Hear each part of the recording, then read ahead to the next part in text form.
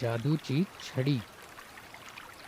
जम्मू कॅम्पच्या आजूबाजूला पायवाटांवर लावलेले trail camp किंवा कॅमेरा ट्रॅप म्हणजेच टेहेळणी कॅमेरे आता आम्ही गोळा करत होतो. आठवतंय ना कॅमेरा ट्रॅप तुम्हाला? हो, असा एक डब्बा ज्याच्या आतमध्ये कॅमेरा बसवलाय, सेल्स आहेत आणि फोटो आणि व्हिडिओ रेकॉर्ड करायला एक मेमरी कार्ड पण आहे.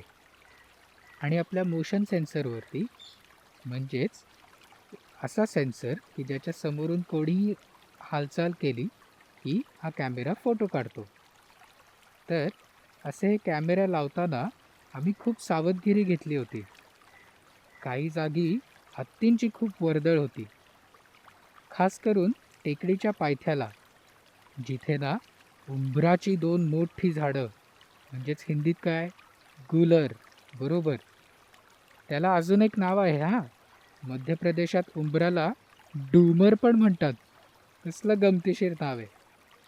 तर अशी टेकडीच्या पायथ्याला दोन गुलरची झाडं होती बरं का. आणि त्यांच्या जवळच छान मऊ मऊ गवत पण उगवलं होतं.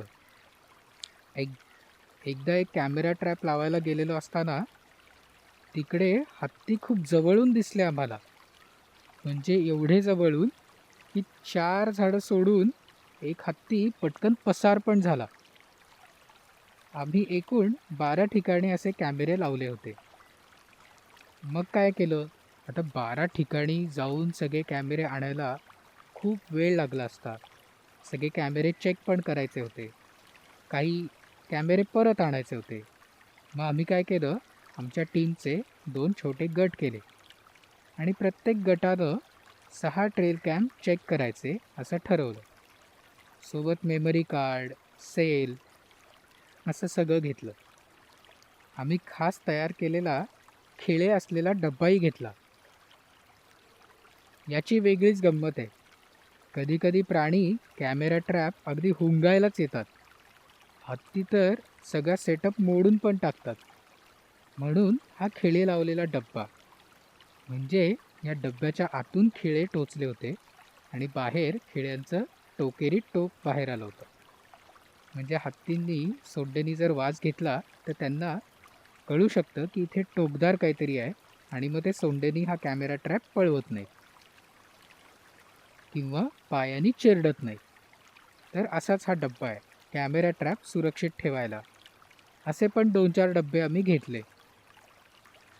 तर अशी सगळी तयारी करून आम्ही निघालो. माझ्या टीमनं काम तर पटापट उरकून पण टाकलं, कारण आमचा बेत वेगळाच होता. आम आमचा कॅमेरा ट्रॅप चेक करण्याच्या वाटेवर पुढे नदीचं पात्र होतं. मग आमचं ठरलं होतं की काम झालं की लगेच नदीत अंघोळ करायला जायचं. एक एक करत सगळे कॅमेरे चेक करून म्हणजेच तपासून झाले. 6 पैकी 3 कॅमेरे परत आणायचे होते, ते बॅगेत ठेवले. आता आमची धाव नदीकडे. खरं तर आम्ही रोज नदीत डुंबत होतो.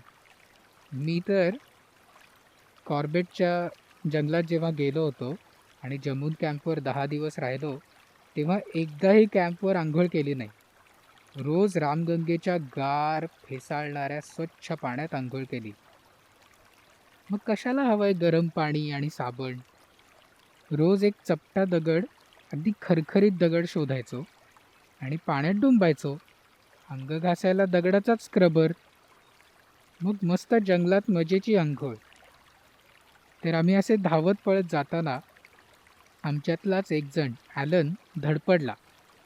त्याला पाहून राजू काका म्हणाले, "ए लड्डू गोपाल, ए लड्डू भाई, लुढ़क लुढ़क के रामगंगा में जाओगे क्या? ऐसी क्या जल्दी है?" पण हे ऐकायला लड्डूबाई होता कुठे जागेवर. तो तर लुडकला कधीच. आम्ही त्याच्याजवळ जाऊन पोचलो तर हा पठ्ठ्या रस्त्यात बसकण मांडून बसला होता. मी विचारलं, "काय रे, काय मुरगळला का?" ॲलन म्हणाला, "हो ना, खूप दुखतंय. तरी मी अँकल सपोर्ट असलेले बूट घातले होते म्हणून माझ्या घोट्याला काही झालं नाही. पण खूप दुखतंय राव, मुरगळला पाय."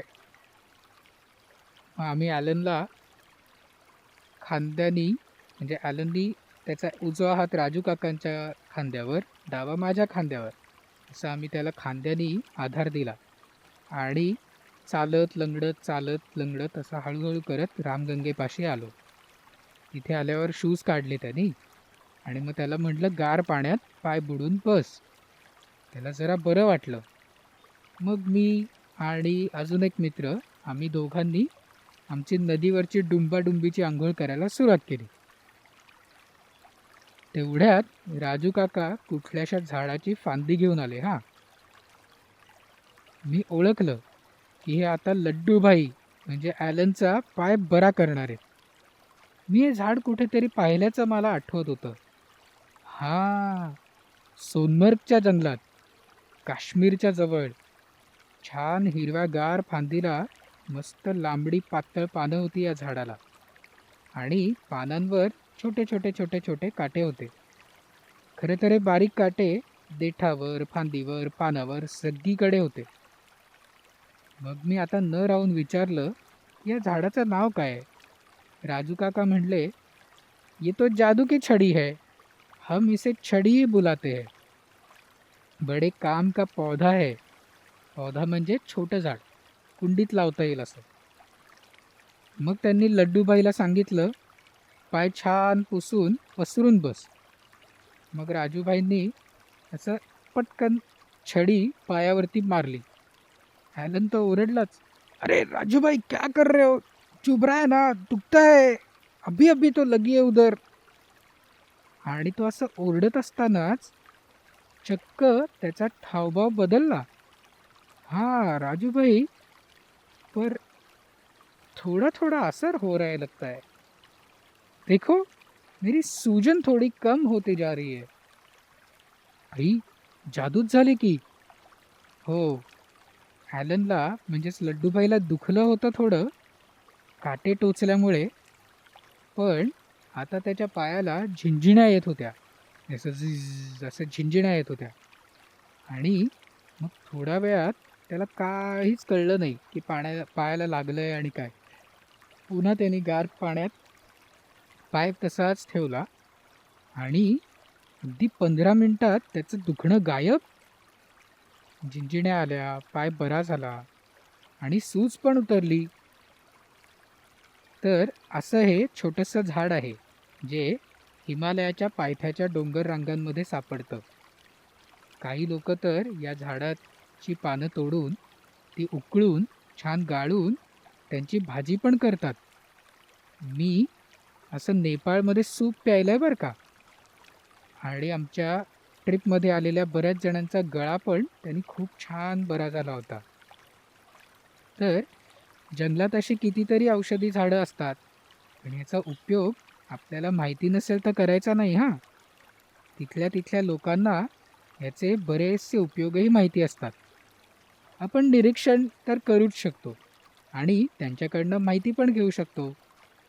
तर असं परंपरागत लोक या बऱ्याच औषधांचा वापर करत आले आहेत. म्हणूनही आपल्याला जंगल टिकवलं पाहिजे, हो की नाही?